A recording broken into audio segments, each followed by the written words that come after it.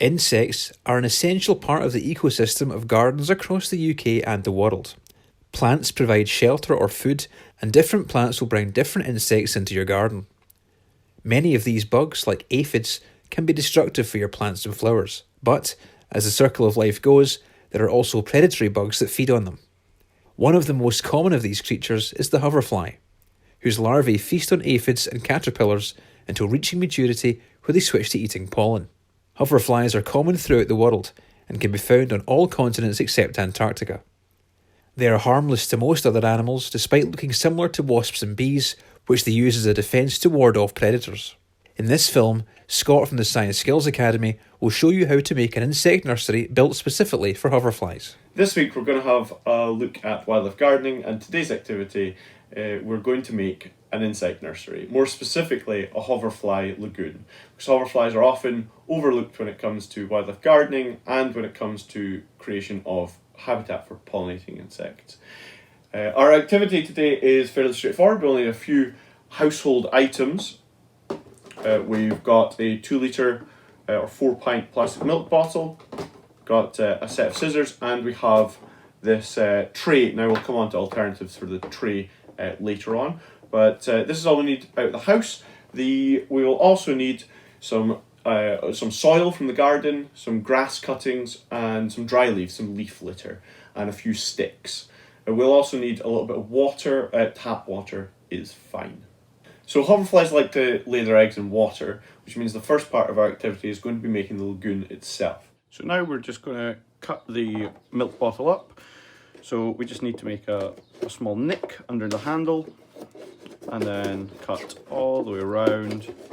Trying to keep it as neat as possible, don't want any jagged edges. Remember to be careful with the scissors. Okay, and we no longer need the top part of the milk bottle, so that can be recycled. Let's put that over there just now. So now we just need to do one final thing to finish off the container, and that is put a few drainage holes in it. So I'm just folding the edge or the side of the milk bottle over and just snipping it lightly with the scissors, just like you did to start off the cutting the bottle top off. That's fairly easy. The hole doesn't need to be big, but there we go. Just a very light snip, and that'll leave us with these nice little drainage holes. So now, hopefully you've all carefully cut the top off of the 2 litre bottle. We can now get rid of this top, just recycle it.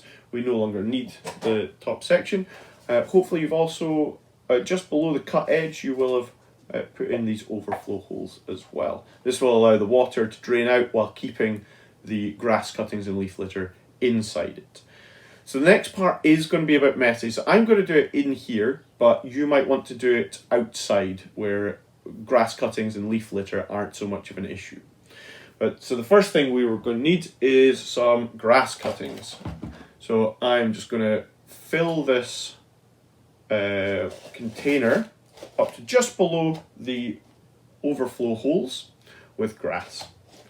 And this is basically going to rot down over time and become a kind of a silage, and it will smell pretty rotten to us, but it will smell delicious and very attractive to hoverflies. We now need some water. Just some tap water is fine, and we're going to fill it up to just below the overflow holes as well.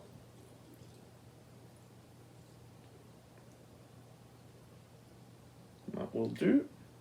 We'll get rid of that. So we now need a few sticks, and the reason for the sticks is while hoverflies live their first stage of their life within the water here, they need to climb out of the water to get into the next section, the dry tray that we'll make in a second. So we'll just put those sticks in there. Make sure the sticks are long enough that they stick out of the top. And then we can put some leaf litter. some dry leaves on the top as well. These will essentially act like a bit of insulation to stop the water evaporating off quite so much. And this is essentially our lagoon.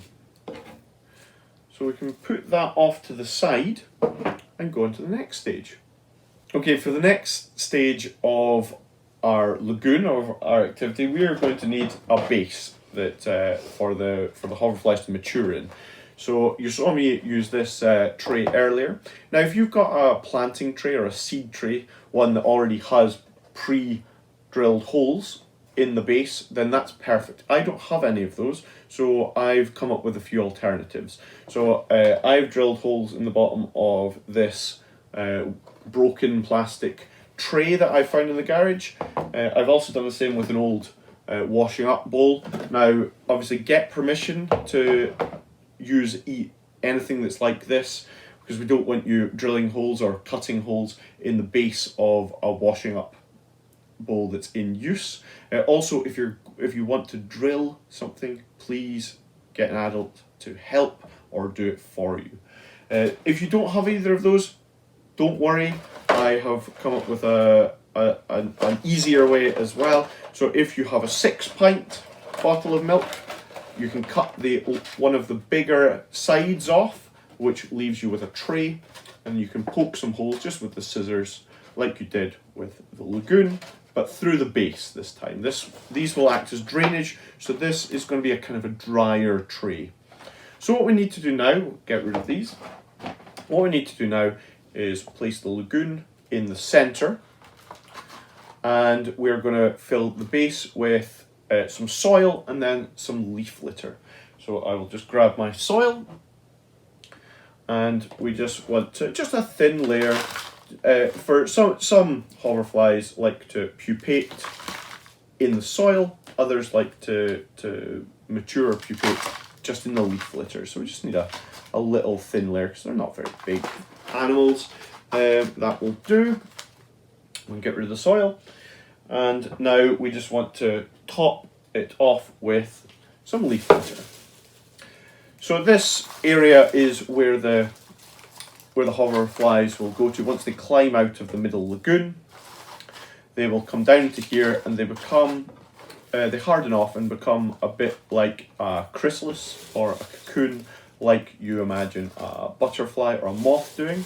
And then much in the same way, they change over time, they metamorphose into their flying adult form, the black and yellow flying insect that pollinates our plants. So this is all that we need to do. This is our finished lagoon. All that we need to do now is go and site it in the garden. Okay, so what we need to do is site our lagoon in a shady spot, somewhere that's shady or in the shade all day is perfect. Particularly if we can find a place that's under a bush or a hedge, that would be ideal. So I'm going to put it under the bush just here, and hopefully that will allow our water to not evaporate so much, and hoverflies to find it. So I'm just going to hide it under here, out of the sun. Okay, so now that our lagoons are sited within the garden in a shady place, we can leave them to it. Hopefully over time hoverflies will uptake the opportunity that we've provided them with, and over the coming months we can have a look and see if we manage to find any pupae or larvae in our lagoons. So this design has come from Ellie at the Buzz Club, and so we say a massive thank you to them for encouraging us and garden owners across the UK to look out for our hoverflies and other pollinating insects. And for more updates on ours, but also if you want to post pictures of your lagoons, you can look up the Science Skills Academy and the Buzz Club's social media pages, and both of our YouTube channels as well. Hopefully in a couple of months I will put out another video which will show how mine has got on, and show you how to carefully search for the larvae and pupae. Once again, Your task for today is to create a Hoverfly Lagoon, put it in your garden, and then monitor the life cycle of the hoverflies over several months. If you'd like to send us a picture of your Hoverfly Lagoon, please ask your parents to email newton.rooms@hint.co.uk. Or alternatively, you can post a picture to Facebook or Twitter and tag @SSA STEM.